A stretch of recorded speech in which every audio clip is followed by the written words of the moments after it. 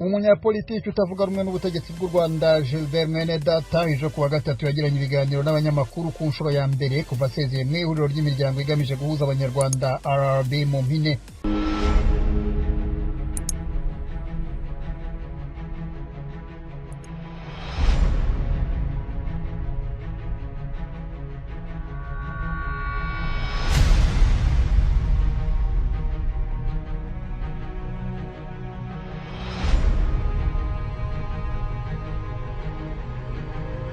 Umunyapolitiki utavuga rumwe n'ubutegetsi bw'u Rwanda Gilbert Mwenedata ejo kuwa gatatu yagiranye ibiganiro n'abanyamakuru ku nshuro ya mbere kuva asezeye mu ihuriro ry'imiryango igamije guhuza abanyarwanda RRB mu mpine.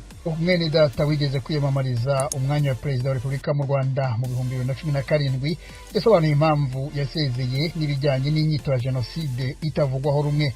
Tim Harris Ishimwe yarabikurikiranye. Muri iki kiganiro yagiranye n'abanyamakuru, Gilbert Mwenedata yasobanuye ko impamvu yasezeye muri RBB ari uko afite impungenge aterwa no kwitirira jenoside ubwoko, aho yumvikanye asobanura ko iyo jenoside yitiriwe ubwoko ubu n'ubu birushaho gutanya abanyarwanda aho kubahuza, kandi intego y'uru rwego nyunguranabitekerezo ari iyo kubahuriza hamwe.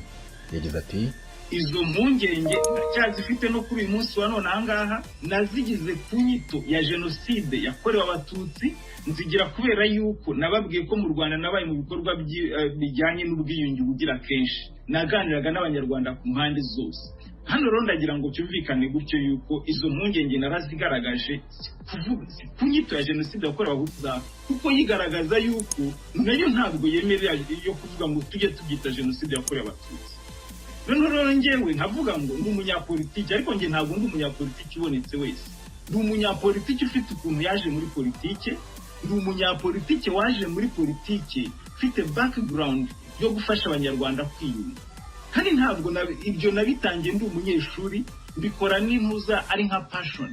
Nigeze no kuvuga ngo n'abampaye akazi ntabwo bakampaye kubera yuko mfite amashuri n'ibi babonaga ikindimo, baravuga ngo turagikeneye, bampa akazi ku bintu bijyanye no kuyobora iby'ubwiyunge n'ibyo gukira imitima y'abantu kuko babimbonagamo. Mwenedata yakomeje kandi ashimira abanyamuryango ba RBB bakoranaga mu gihe, ariko mu ibaruwa yanditse asezera yabaye nk'ubanenga, aho yavuze ko asanga uburyo bamwe bashishikaye mu gukoresha amateka yabo bunaniza buri wese. Mu ibaruwa Mwenedata yanditse hari nabo yabaye nk'utunga agatoki, aho ashimangira ko hari abifuza ko RBB yabafasha kumva amateka ajyanye n'ibyifuzo byabo.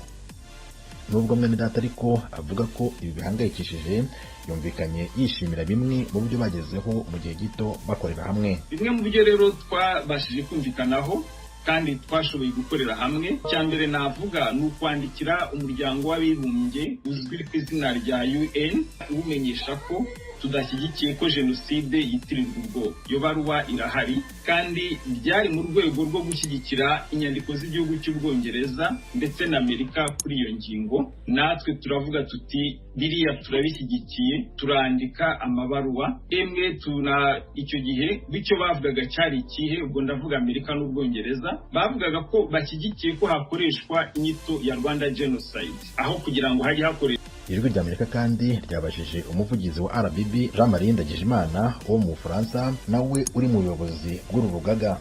Avuga iki ku buryo batumvikanye na Gilbert Mwenedata? Ngiye ntakubeshya, ikintu ugomba kumenya gusa nuko ntabwo mbere yuko agenda twabivuganyeho.